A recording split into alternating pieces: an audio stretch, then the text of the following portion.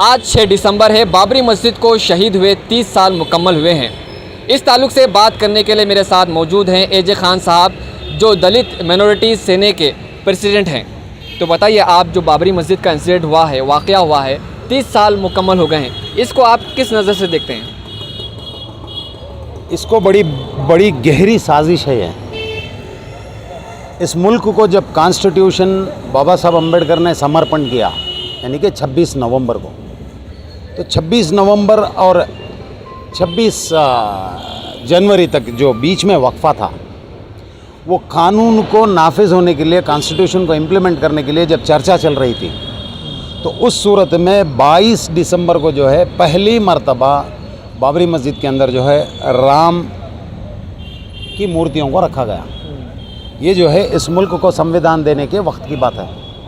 ठीक उसी तरह से इसकी साजिश, इसकी जो वजह थी, वो वजह यह है कि ये कॉन्स्टिट्यूशन जो है इस मुल्क में नहीं आना। क्यों?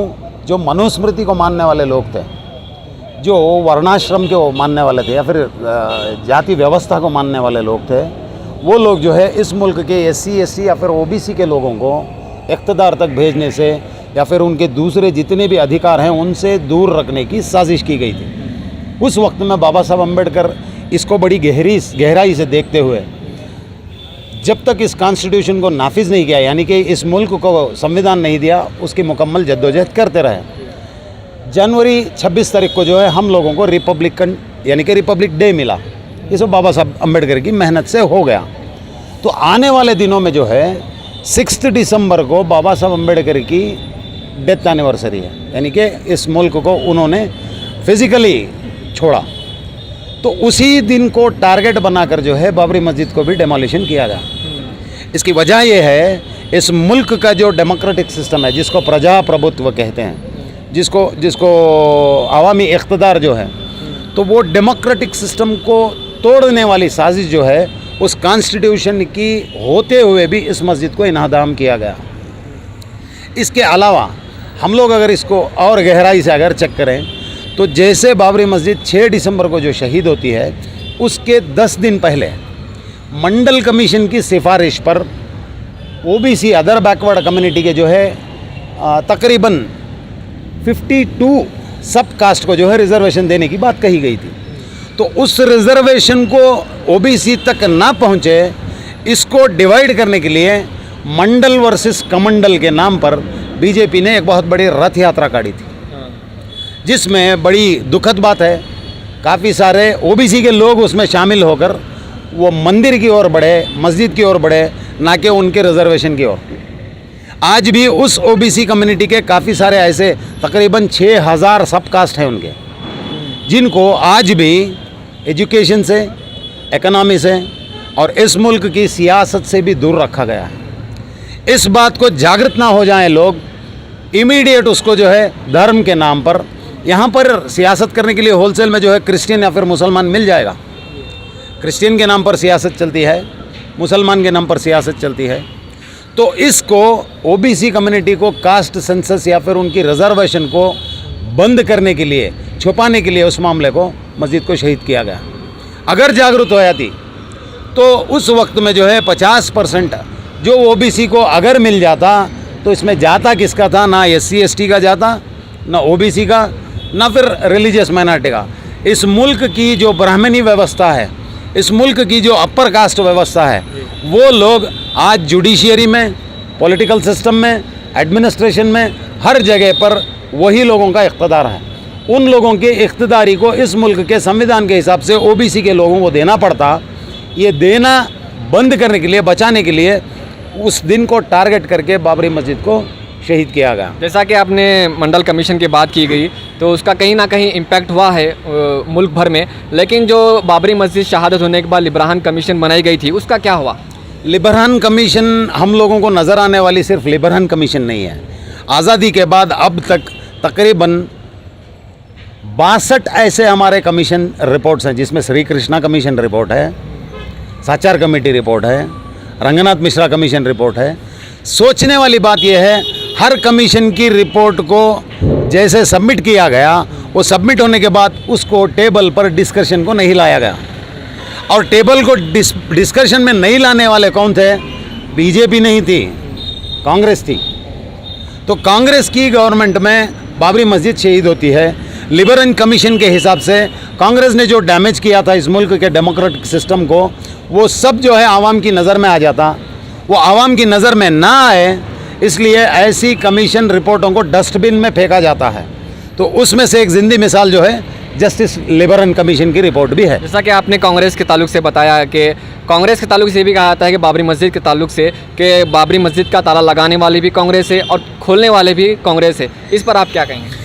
इस मुल्क की जितने भी फिस्ताई ताकतों का जुल्म हुआ है, चाहे वो आसाम में क्रिश्चियंस के ऊपर अटैक होना, या फिर गुजरात में मुसलमानों के ऊपर अटैक होना, या फिर कंबालपल्ली में शेड्यूल कास्ट के लोगों को ज़िंदा जलाया जाना, तो ये जितने भी जुल्म हुए हैं ये सब हुकूमत जो है कांग्रेस थी या फिर अपोजिशन में थी। अपोजिशन की जिम्मेदारी बनती है, अगर कोई जुल्म ज़बरदस्ती कर रहा है, मैं मेरा वोट देकर किसी को जिता कर भेज रहा हूँ, उसकी जिम्मेदारी है कि या तो उसको पार्लियामेंट में बात करें या तो उसको असेंबली में बात करें। लेकिन ये लोग खामोश रहे, सिर्फ अपनी व्यवस्था। वहाँ पर भी वही अपर कास्ट के लोग हैं, बीजेपी में भी वही अपर कास्ट के लोग हैं। ये लोग इक़्तिदार से दूर जाना नहीं चाहते, बस एक समझौते के एतबार से वो भारत जोड़ो यात्रा करते हैं, न जाने कैसे कैसे यात्रा करते हैं। और उस यात्रा में जो है मेहनत करने वाले या रास्ते पर गिरकर हॉस्पिटल में एडमिट होने वाले लोग SC ST के होते हैं, रिलीजियस माइनॉरिटीज़ के होते हैं, या फिर OBC कम्युनिटी के होते हैं। तो इस सियासत को समझ जाएं लोग, ऐसा समझ जाएंगे, इसलिए मस्जिद को शहीद किया जाता है। या फिर यहाँ पर प्राइवेटाइजेशन किया जा रहा है। शेड्यूल कास्ट के लोगों को जब रिजर्वेशन की देने की बात आ रही थी तो हर डिपार्टमेंट को जो है प्राइवेट किया जा रहा है। फॉर एग्जांपल इलेक्ट्रिसिटी बोर्ड था, कर्नाटका इलेक्ट्रिसिटी था, आज वो बेस्कॉम है, वहाँ पर जो है उसको प्राइवेट किया गया। जिस जगह पर SC कम्युनिटी के लोगों को रिजर्वेशन देना था, उस जगह पर ये हर जगह प्राइवेट करते हुए आ रहे हैं। एग्जाम्पल है यहाँ की रोड ट्रांसपोर्ट अथॉरिटी, KSRTC जो है, रिजर्वेशन अगर होता तो हमारे भाई जो शेड्यूल कास्ट के लोग थे, शेड्यूल ट्राइब के लोग थे, उनको रिजर्वेशन के हिसाब से उनको वहाँ पर ड्यूटी मिलती। लेकिन KSRTC को भी जो है प्राइवेट बनाया गया। आज हम देख रहे हैं इस मुल्क के प्रधानमंत्री जो है भाषण बड़ा बेहतरीन देते हैं। उस भाषण के पीछे छुपी हुई बात यह है कि इमीडिएट किसी न किसी डिपार्टमेंट को, अदानी को या अंबानी को जो है दे दिया जाता है। तो जैसा प्राइवेटाइजेशन ज़्यादा हो रहा है, उस प्राइवेटाइजेशन के एतबार से SC ST का रिजर्वेशन जो है, उस रिजर्वेशन को तोड़ने की नाकाम कोशिश, साजिश चल रही है। और एक सवाल ये है कि जब बाबरी मस्जिद शहीद हुई, उससे पहले कांग्रेस पर मुसलमानों का बहुत ज़्यादा भरोसा था, कांग्रेस के ऊपर भरोसा करते थे। लेकिन मस्जिद शहीद होने के बाद कहीं ना कहीं जो मुसलमान भरोसा करते थे कांग्रेस के ऊपर, वो टूट गया है। आपको क्या लगता है? आज भी मैं समझता हूँ काफ़ी सारे मुसलमान कांग्रेस को भरोसा करते हैं। मैं आपके माध्यम के ज़रिए आपको एक गुजारिश करूँगा आवाम से, और ख़ास तौर से उलमा इकराम से, इस कांग्रेस की सियासत को समझें। ये जो अपर कास्ट के लोगों की सदारत में जो चलने वाली जो सियासी पार्टियां हैं, ये कभी जो है इस मुल्क के दबे कुचले लोगों के फेवर में काम करने वाले नहीं हैं। तो हमें मौजूदा सियासत को समझने के लिए आने वाले दिनों में दलित कम्युनिटी में से, शेड्यूल कास्ट में से किसी को चीफ मिनिस्टर बनाने की हमारी डिमांड होनी चाहिए। ठीक उसी तरह से हमारा जो है पॉपुलेशन के बेस पर मुसलमान को डिप्टी CM बनाना चाहिए। ऐसा गठबंधन बनाकर हम लोग हुकूमत बना सकते हैं। इसको सदारत जो है उलमा इकराम सामने लेकर काम करेंगे तो मुल्क में भी भलाई होगी, लोगों के लिए भी भलाई होगी। जी खान साहब, आखिरी सवाल ये है कि जो बाबरी मस्जिद के ताल्लुक से हर साल ब्लैक डे 6 दिसंबर मनाया जाता है, ये कब तक इंसाफ की जंग लड़ते रहेंगे? मान्यवर कांशीराम साहब बताया करते थे, जो कम्युनिटी, जो कौम इक़्तिदार में नहीं है, जुल्म ज़्यादती उसी पर होती है। अगर हम लोग इतिहास देखें, बाबा साहब अम्बेडकर ने बताया था, those who forgets history can not make history. जो लोग अपना इतिहास भुलाया करते हैं, उन लोगों को नया इतिहास नहीं मिला करता, नया इतिहास बनाया नहीं करते। तो हमारा इतिहास जो है, इस मुल्क में सबसे पहले जो है जुल्म ज़्यादती बुद्धिस्ट कम्युनिटी पर हुई थी। ये यहाँ की हिस्ट्री है। तथागत गौतम बुद्ध के मानने वालों को जिंदा जलाया गया था इस मुल्क में। तो ये जो व्यवस्था है, ये जो जाति व्यवस्था है, इस जाति व्यवस्था के लोग नेक्स्ट जो है इनका टारगेट था मुसलमान, SC ST के लोग, OBC के लोग, क्रिश्चियन के लोग, ये हर तबके के लोग। हम लोगों ने हिस्ट्री में देखा है, सिख कम्युनिटी के 1984 में बहुत बड़े दंगे हुआ करते थे। 84 में सिख कम्युनिटी के तकरीबन 5 से 6 हज़ार लोगों को जलाया गया, मारा गया। क्रिश्चियन कम्युनिटी के आसाम में ग्राहम स्टेन्स नामी एक मिशनरी को मारा गया। ठीक उसी तरह से गुजरात में काफ़ी सारे मुसलमानों को मारा गया, बल्किस बानो था। ये सब हमारे सामने, हमारी नज़र के सामने है। और आज भी अगर कोई शेड्यूल कास्ट का बंदा घोड़ी चढ़ता है उसको मारा जाता है, वो अगर मूंछ रखता है उसको मारा जाता है। तो ऐसी कोई भी कम्युनिटी आज इस मुल्क में सुकून या इत्मीनान से नहीं है। बाबा साहब अम्बेडकर कहा करते थे, जब इंसाफ नहीं होगा तो उसको आज़ादी नहीं मिलेगी। आज इस मुल्क में ऐसी कोई भी कौम नहीं है जिसके साथ इंसाफ होता हो। पॉपुलेशन के बेस पर अगर चेक किया जाए, मुसलमान की 14% पॉपुलेशन है, क्रिश्चियन कम्युनिटी की 7 या 8% की पॉपुलेशन है। ठीक उसी तरह से आप चेक करेंगे SC ST की 24% पॉपुलेशन है। अगर इस पॉपुलेशन को हम चेक करेंगे, ना हमारा पॉलिटिकल रिप्रेजेंटेशन है, ना हम लोग इकोनॉमिकली हैं। आज भी अगर हमें देखें तो या हम ऑटो चलाते हैं या फिर नुक्कड़ पर, रास्ते पर बैठकर फुटपाथ पर व्यापार करना एक आता है। तो इक़्तिदार से दूर जो रहते हैं उस कम्युनिटी पर जुल्म ज़्यादती होती है।